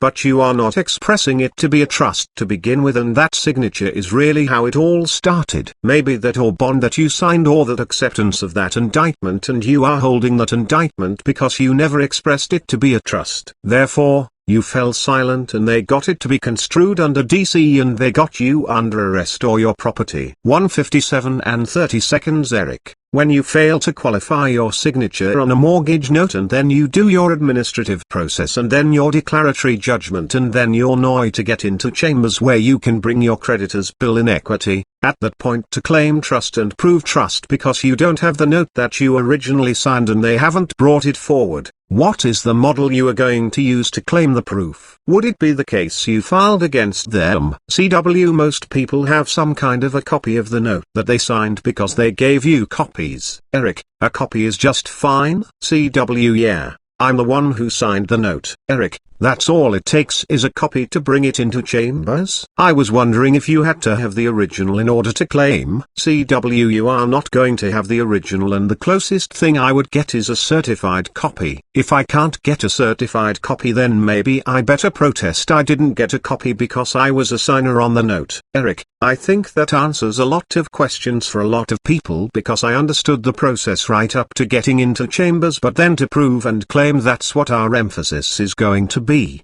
To get a certified copy. CWA I would form a notice of a declaration in the county and put that on the UCC and form the two records to prove that I was established that I was the grantor because I was the signer. If anybody can rebut that, they would have to what? Produce another note signed by somebody else. How would that happen if they can't even produce the note? Where is their evidence to rebut my claim? Produce it. Davla v. Shalala says unless you produce a record, none exists. Eric, once you claim the proof, once you are in chambers, then I can claim myself as the beneficiary. CW, If I don't get any rebuttals to my claim, then my claim stands. Now I have standing as grantor, beneficiary, and now come in with a prima facie case of the affidavit, and now that I make the claim against the trustee that he didn't make the disbursement, the court of equity is going to assume that he is guilty, and he didn't. They are going to treat him that way and ask him, when are you going to pay? He doesn't have a record of a payment. Eric, when he didn't make the disbursement, he is in breach, right? CW yes. That could compel him not to breach the trust. Order him to make the payment. This could be used as an offensive move to prevent a case going to court for breach of trust. 2 hours and 25 seconds. Eric, you said the affidavit a moment ago. What affidavit were you talking about specifically? CW, my affidavit is going to stand as truth of the case and is going to be on the private side, in chambers. Otherwise, on the public side, an affidavit is nothing other than the lowest form of evidence that points to a competent point witness that can be put on the stand and sworn in and cross-examined. Eric, so it is going to be an affidavit of truth. CW, an affidavit of truth, yeah. Put in on the public side that is going to state that I've got the right to make the claim. But then I could also put in an affidavit on the public side. What do? They just make a claim on a foreclosure and they attach somebody's affidavit of assignment. Eric, did you mean private in one context there and public in the other? Because you said public twice and I'm a little confused. We were talking about private, so you would put the affidavit of truth into the private. CW right. But it is going to be treated 2 different ways. Eric, the one in the private. How would you treat it? CW, that would be the law of the case. This is what the judge, in chambers, will have to rule for your benefit. The one in the public is just going to be pointing to a fact that there is a witness that needed to be put on the stand. Say for example, would be me, because I'm making the claim. I'm making the claim as the beneficiary. That is the lowest form of evidence in their realm. In the public side of the court, it only points to somebody that is supposed to be getting on the stand and testifying and subject to cross-examination. Eric, what would they look at as a higher form of evidence if we have to bring it in on the public side? CW, well, I'm operating colorable on the public side under their rules and regulations, but really I'm operating duly on the private side in chambers, and I have a simultaneous process running. Simultaneously, I've got a colorable claim on the public side, which I'm stating that I'm beneficiary, but that really sets up the in-chambers proceedings where my affidavit over there is going to be in a different realm and a different law. Wait. 2:02 and 50 seconds. Eric, once we get into chambers, are the only people that are going to be there is going to be me and the judge, or is the attorney for the plaintiff going to be there? 2. CW, possibly. It depends on how you can set it up. Eric, for the CCI, do I want to even reveal anything to the attorney for the plaintiff? CW, really? The attorney is representing the other party, which privately I should have gave them all the documentation at one time. They should have had it. We could play it like they already have the documentation, so there is no need for them to be in the hearing. This is for judges' eyes only. Maybe they might object and the judge won't allow it that way. That's okay. They already got the information anyway. See, they don't hold any weight in chambers. They are fictions. Eric, oh, no conscience, they can't be recognized in chambers. CW, right. Eric, so no matter what they say, the judge can't hear them, just like he can't me in open court. CW, yes, the same way in reverse. Yes, just the opposite. The mirror image. That's why they couldn't acknowledge the debt when we asked for a debt validation. They would be stopping the prescription. See above definition on page 7 from Black's Law 8th edition. Just like in chambers they can't be heard, just like you can't be heard in the public side as a real man. Their fiction in chambers can't be heard and your live man in public can't be heard. It's the mirror image backwards. Eric, but I can be heard when I go in as the plaintiff, because I'm not going in as a real man, I'm going in as a fiction, correct? CW, right. You are going in as a straw man. Eric, just to make sure everybody has a clear understanding, that is how I'm going to go in. When you are talking about going into the public, you are talking about going in for causes of action, correct? CW, right. Causes of action is agency that they are accustomed to see in their forum or in their process and procedures. Eric, that would the only reason for my going in there is for my causes of action. For example, as we talked about, like unfair business practices, antitrust, etc. CWA I would do that just so we can come into chambers on the private side and prove my case. 2:05 and 15 seconds Eric. So you are talking about, for example, in a non-judicial state where if they filed against me I would have to come in there, not under my causes of action, but I could come in just putting in an OI to get a protective order just to get in chambers in that situation. Correct? CWA I didn't follow you there. Could you clarify that a little bit again? Eric, what I was saying is that I was thinking that the only reason that I would be in court in the public side is if I, especially as the beneficiary on the witness stand, is if I had filed a cause of action. If I was the plaintiff that came in Florida, for example, where we are obviously it is a judicial state when it comes to foreclosures, so I wouldn't even have to file. What I am wondering is if I would even be on the witness stand as the beneficiary. CW that would be a counterclaim then, say in Florida. Eric, right. So what you were talking about is if we were coming in as a plaintiff in a non-judicial state to get it into court, then we might be the beneficiary on the witness stand because we were the plaintiff and we file a cause of action. Correct? CW you have to bring in a case, so you have to have some kind of independent action. Eric, in Florida, for example, I wouldn't need to bring in the causes of action, so I wouldn't need to be on the witness stand as the beneficiary.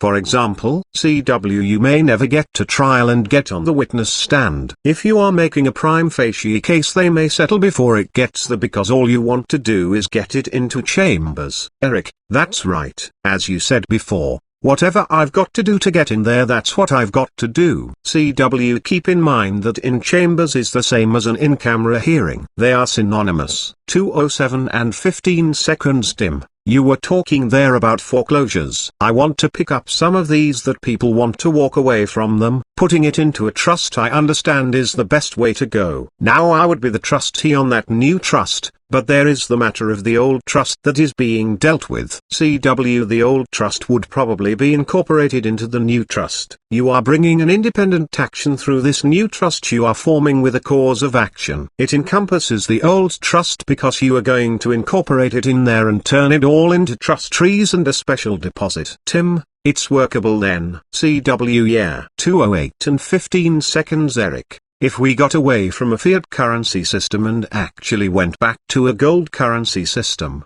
we were to have gold certificates or silver certificates or some type of certificate for an intrinsically backed system, all this would continue to be just as valid because there would still have to be trusts that we could go back and obligate. CW yeah. There would still be trusts. Eric, the only way this would be an issue if they would actually hold the intrinsic value directly in our hand. Correct? CW trust does not have to have a value. Eric, what I am getting at is the only way we would not want to utilize all of this is because we would actually hold the gold in our hand because we don't have to trust the piece of paper in our hand is worth something. CW really, I kind of like the system the way it is if they would allow us to use HJR 192 in the way it's supposed to be meant to do. Really. We have the ability to create as much money as we need to get us through any crisis or situation that we could face. Then once that situation is abated, then we could relieve the debt, release it, by the release valve by doing the opposite on the other side and bring it down to more manageable levels like it was always meant to function as.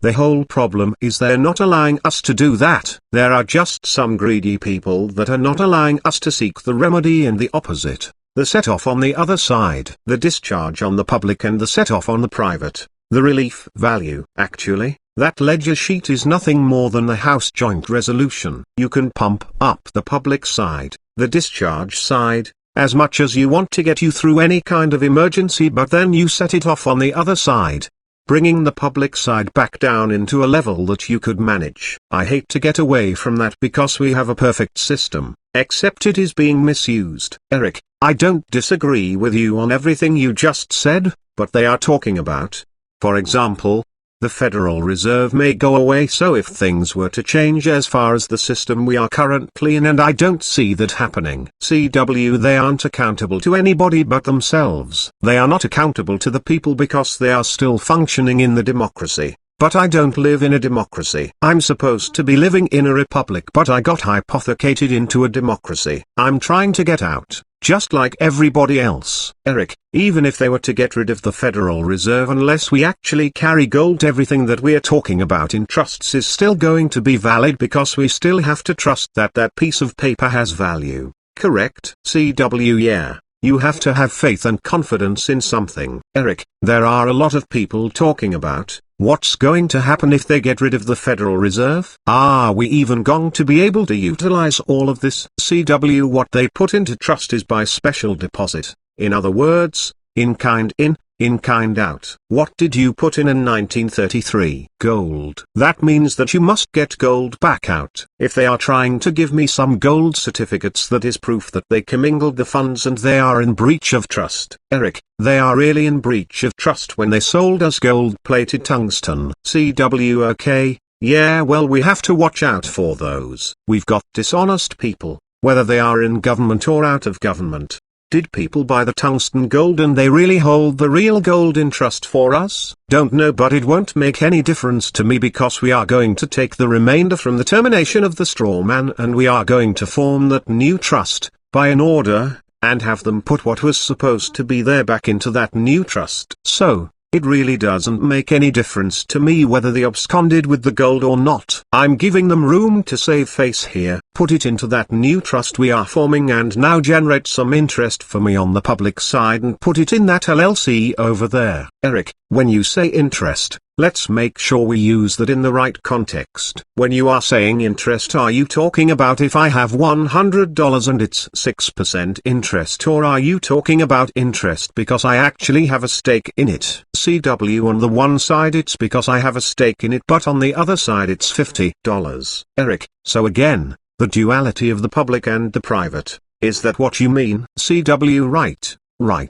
Because the $50 they can recognize on the public side, but my interest is really on the private, which is the stake I've got. One of those duality portal words, but I think really all of these are portaling on both sides with dual meanings. They are playing this game. They are causing havoc. It's the definition of legal fiction that I keep going back to. Eric, then you read the first page on the document you were talking about with the word in it, the practical treatise on the law of trusts. And then most people wouldn't read the first paragraph, much less read the whole book and understand it, so the havoc just continues because there is no true understanding of what is really going on. CW, right, you have to have that decoder ring with you. Here is legal fiction. The last paragraph under Black's Law 8th. Legal fiction is the mask that progress, the straw man, must wear to pass the faithful but blear-eyed watchers of our ancient legal treasures, our unalienable rights. But though legal fictions are useful in thus mitigating or absorbing the shock of innovation, they work havoc in the form of intellectual confusion. Morris R. Cohen, Law and the Social Order 126, 1933. What is intellectually confusing with these duality public, private thing and the switching of the words and stuff? It really wreaks havoc with our intellect. But yet it is the face mask that you must wear to interface into do commerce, because you've got to get those colorable titles that actually are representing the real thing held in the private. You've got to come by way via the public. The only way you are going to interface in there is the private man, the real man, is putting on the face mask of the straw man. Eric, do you know when that definition of legal fiction actually got put in the Black's Dictionary? CW, yeah, that was actually quoting from an 1819, I think it said correctly, 1933. It's actually making reference to the ancient law by. Oh, this is by Morris R. Cohen, Law and the Social Order 1933. The paragraph above that is by Henry S. Maine, Ancient Law 1901. You ought to read that one. Get Ancient Law by Henry S. Maine. You are going to be shocked. http://books.google.com/books.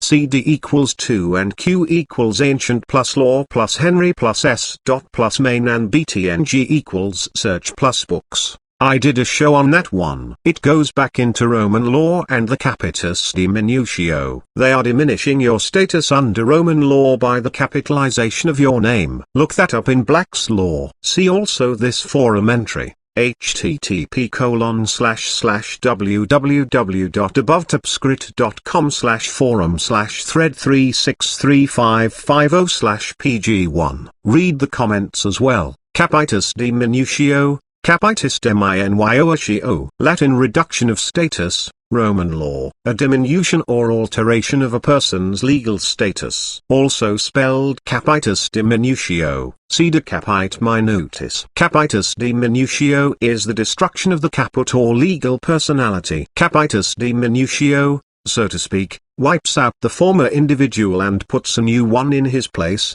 and between the old and the new individual there is, legally speaking, nothing in common. A juristic personality may be thus destroyed in one of three ways. 1. By loss of the status libertatis. This is the capitis diminutio maxima. 2. By loss of the status civitatis. This is the capitis diminutio media, magna. 3. By severance from the agnatic family. This entails capitis diminutio minima. Rudolf Somm, The Institutes, a textbook of the history and system of Roman private law 178-79, James Crawford Ledley Trans, 3d ed. 1907. Capitis diminutio maxima, capitis diminuatio makes em. Latin maximum reduction of status, Roman law. The diminution of a person's legal status as a result of being reduced to slavery. Capitis diminutio minima, capitis diminuatio minutes im. Latin minimal reduction of status, Roman law. The diminution of a person's legal status involving a change of family, while both citizenship and freedom were retained. Capitis diminutio minor, capitis diminuatio minor. Latin minor reduction of status, Roman law. The diminution of a person's legal status involving a loss of citizenship but not of freedom. Under the empire, banishment for life to an island or other restricted area had this effect. Also termed capitis diminutio media. Cite as, Black's Law Dictionary 223, 8th ed. 2004. It's almost like they publish this stuff in the later editions in Black's so that it's already posted and public knowledge of what they are doing, and it's like if you don't read these then it's your downfall because they've given you public notice. It's voluntary ignorance. Eric Reed from Black's 4th, in Roman law, a diminishing or abridgment of personality, a loss or curtailment of a man's status or aggregate of legal attributes and qualifications. CW by capitis, and capitis is capital. Capitalization, and when they capitalized your name they diminished your status. Eric, it says capitis diminutio maxima, the highest or most comprehensive loss of status. This occurs when a man's condition, which changed from one of freedom to one of bondage when he became a slave, which swept away all citizenship and all family rights. CW right, they are doing that by prescription. You didn't make the claim, therefore you are going to lose the right and you are going to lose the claim. Eric, one of the things that jump out at me there is all family rights. What do they mean by that? CW look up familia. Familia, F milli, N, Latin, Roman law. 1. All persons, free and slave, in the power of a paterfamilias. See paterfamilias. 2. One's legal relations through and with one's family, including all property, ancestral privileges, and duties. The testator conveyed to him outright his whole familia, that is, all the rights he enjoyed over and through the family, his property, his slaves, and all his ancestral privileges, together. On the other hand, with all his duties and obligations. Henry S. Maine, Ancient Law 170, 17th ed. 1901. 3. A family, including household servants. Familia, a family or household, including servants, that is, hired persons, mercenarii or conductitii, as well as bondsmen, and all who were under the authority of one master. Dominus, Bruckton uses the word in the original sense, as denoting servants or domestics. 1 Alexander Emberill, A Law Dictionary and Glossary 603-04, 2d ed. 1867. Cite as, Black's Law Dictionary 637, 8th ed. 2004. Under Roman law they have diminished your status and created this legal fiction, and everything has really been put in trust because a legal fiction is a trust. It is a constructive trust. Eric, so, when they capitalize your name they are creating a trust, and that is really an agenda to take your household servants, your quantity of land, and what's sufficient to maintain your family. CW yeah, It's the vacuum cleaner that sucks all your assets from you. It says an equitable remedy that the court imposes against one who has obtained property by wrongdoing. That is under constructive trusts in Black Saith. Constructive trust. An equitable remedy that a court imposes against one who has obtained property by wrongdoing. A constructive trust, imposed to prevent unjust enrichment, creates no fiduciary relationship. Despite its name, it is not a trust at all. Cf. Resulting trust. Also termed implied trust, involuntary trust, trust de sun tort, trust ex delicto, trust ex maleficio, remedial trust, trust in invitum. See trustee de sun tort under trustee. Cf. Resulting trust. Cases, trusts 91-111. CJS. Trivor and Conversion sections 10, 12, 174-201. A constructive trust is the formula through which the conscience of equity finds expression when property has been acquired in such circumstances that the holder of the legal title may not in good conscience retain the beneficial interest. Equity converts him into a trustee. BTV. Guggenheim Exploration Co. 122 NE 378, 380, NY 1919, Cardozo, J. It is sometimes said that when there are sufficient grounds for imposing a constructive trust, the court constructs a trust. The expression is, of course, absurd. The word constructive is derived from the verb construe, not from the verb construct. The court construes the circumstances in the sense that it explains or interprets them, it does not construct them. 5 Austin W. Scott and William F. Fratcher, The Law of Trusts Section 462.4, 4th ed. 1987. Cite as, Black's Law Dictionary 1546, 8th ed. 2004. Eric. So for people who want to keep their head in the sand and just continue on and not really pay attention, it's like a truck running you over. CW really, yeah? There are too many grains of sand and they keep piling the grains of sand, the evidence, up and the next thing you know you have a mountain. For somebody to deny the mountain of sand you have to be a fool, totally brain dead. Eric, there is no what that I could ever go into the public court again. Christian. CWA. I think that if I know how to operate under the straw man in the public, why would you be afraid to go into court? Eric, yeah? If you know how to operate. Somebody told me it's like going into a completely dark room, naked, and there is broken glass all over the floor and it's also covered with CWA. I liken it to a minefield. But you know in every minefield there is a safe passage by a secret path. If I know the secret path I don't get blown up. Eric, just in reading what I just did and why they developed the capital letter name. CW. Yeah, for the purpose of them getting you. Eric, yeah? That is the purpose behind it. There is no other reason. So when I look at my driver's license and I see that on there I feel a whole lot differently now when I look at that. CW. The remedy to defeat them is really to agree with them, create no controversy, and then later on get into a position and change it. 2:22 and 45 seconds. Eric. So that would be if they leveled a charge against you, say, I'm here to plead guilty to the facts. CW. Right. Because if there is no controversy there is no case. Now I can go into chambers and tell you why, Judge, that I, as the trustee, didn't make the payment by legal means. My legal reason is we are now under discretionary trust and I have discretion as the trustee to withhold because the beneficiary is bankrupt, insolvent. Eric, if the judge says to you, what facts are you pleading guilty to? CWA. I am going to agree with you that I am the trustee. I am going to agree with you that I did not make a payment. If it is operating by trust then I'm in there as a trustee.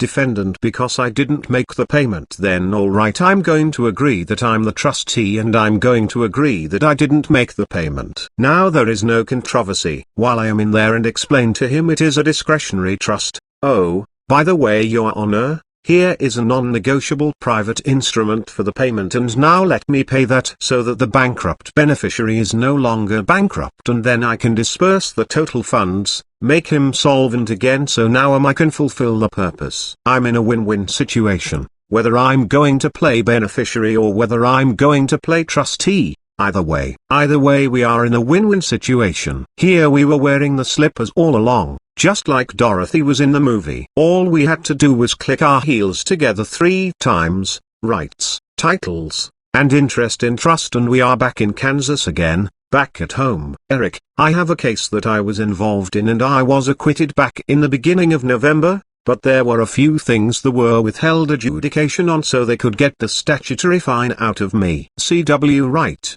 so it would keep running in the background, the bid bond, payment bond, and performance bond. Eric, so I can turn them into a trust. CW yeah, just get the main trust, the whole case, and that takes care of all the proceeds that are attached to it. Put it all in special deposit. Order it to be paid, and whatever is left tell them to give me the disbursement back and you get the funds. Eric, so I could walk out of there with a check? CW no, but what you do with that check, is that going to be the temptation on the debtor side? Are you going to put that check back in under special deposit back on the private side and tell them to generate you interest from that? Or else you are back in the same situation. Eric, at this point what would I do? Send an OI to the judge's chambers? CW well, yeah, ultimately I like to feed directly into the IRS because the judge is going to have to listen to the IRS. Eric, the problem is the funds are due by the end of April. CW then play the court route until you can get the IRS to come around and be your big brother and tell them they have to close the account. Eric, go ask them for more time to pay the fine until I get the IMF file changed over. CW yeah,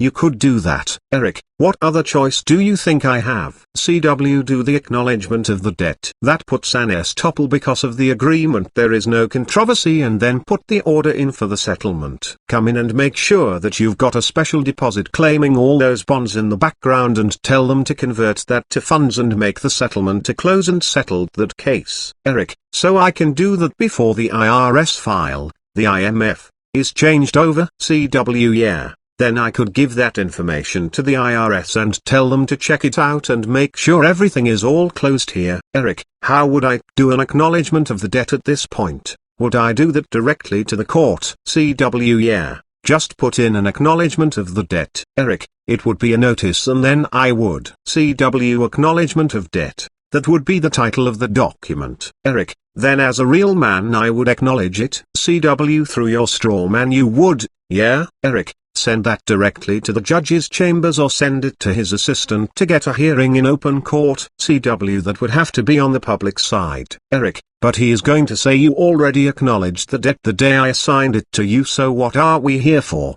right? CW alright, but the bonds in the background, that is where you need to discuss that in chambers. That encompasses that, and you are going to disburse those funds, convert that to cash and settle everything in the background. Eric, so, do the acknowledgement so I can get a hearing so I can send in the NOI to get into chambers? CW right, to get your SOI into chambers. Eric, then the SOI would be the case that would be turned into a trust and I would do that on a UCC 1 and 3, correct? CW yeah, that would be the special deposit. Eric, so those are the documents, the UCC 1 and UCC 3, that specifically would be the SOI, correct? CW along with the UCC 1 in the county also. Eric, so first I have to file it into the public record with the UCC 1. CW yeah, first I've got to claim it. If I don't have a title, I have to create a title. If I've got a title, which is the case already, I don't have to create it. The case number is the title. Claim it on a UCC 1. Now it is mine. Create the 2 witnesses,